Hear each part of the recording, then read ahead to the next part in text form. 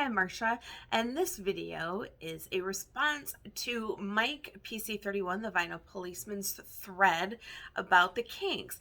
Mike has started this thread as he is in a Kinks cover band and he's looking to do some market research. So he has thrown out a handful of questions about the Kinks to the VC. Now he wants us to keep his videos under 5 minutes. So question 1, if you were to go to a Kinks concert, what song would you want to hear at the gig? So I would want to hear She's Got Everything. She's Got Everything is just this great rowdy rockin' party tune. I would imagine when the band starts in on She's Got Everything, a lot of butts start shaking. It's just got this great infectious energy, and I would imagine the entire venue is just brought to their feet when they start in on it. Question number 2, favorite Kinks album? Something Else by the Kinks starts off with David Watts, goes into Death of a Clown, and then the entire thing ends with Waterloo Sunset. Of course, it's my favorite Kinks album. Question 3, favorite Kinks song covered by another artist? I know it's a common choice, but the Pretenders do Stop Your Sobbing better than anyone, and by better than anyone, that includes the Kinks. I mean, look at her. She does not have time for some sensitive crying man in her life. Understandable, Chrissy. Question number 4 is name your favorite underrated Kink song. So back to the Kink Chronicles.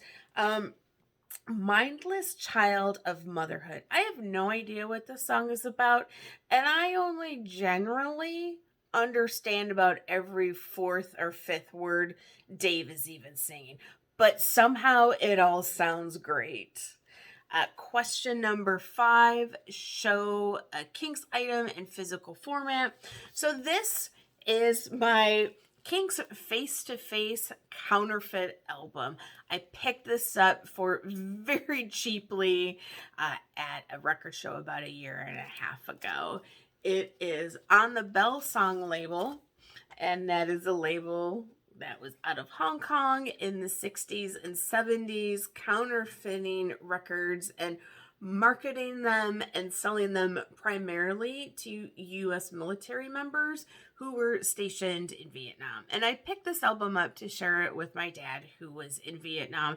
He was drafted, and he doesn't necessarily like to talk about his experiences in Vietnam, but he does like these kind of oddities. He takes a lot of interest in these types of things.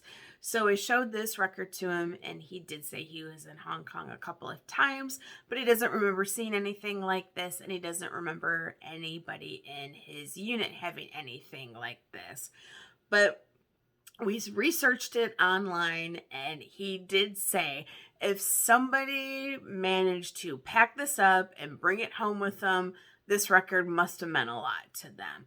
I clearly don't know the history of this record as to who owned it and how it ended up in Florida, but I like what he had to say about it meaning something to somebody.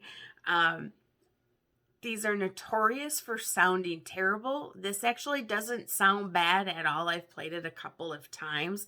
There's no scratches in it, which is pretty remarkable when you consider it's in this very flimsy sleeve. And I have dropped it every single time I have gotten it out of my record cabinet. I have no idea how it managed to get to Florida when I can't get it 20 feet from my record cabinet to my turntable without it falling out of that flimsy sleeve. Still no scratches on it, though. Last question. Favorite Kink song. So I mentioned this song in my first YouTube video. It is track 1, side 2, This Time Tomorrow. This Time Tomorrow is my favorite Kink song. Thank you so much for watching my video today. If you haven't checked out Mike's channel, please do so, especially the video for this thread. In it, he includes a clip of him doing a performance of a Kink song, and it's great. He's really talented. So again, thank you so much for watching today. Take care, everybody.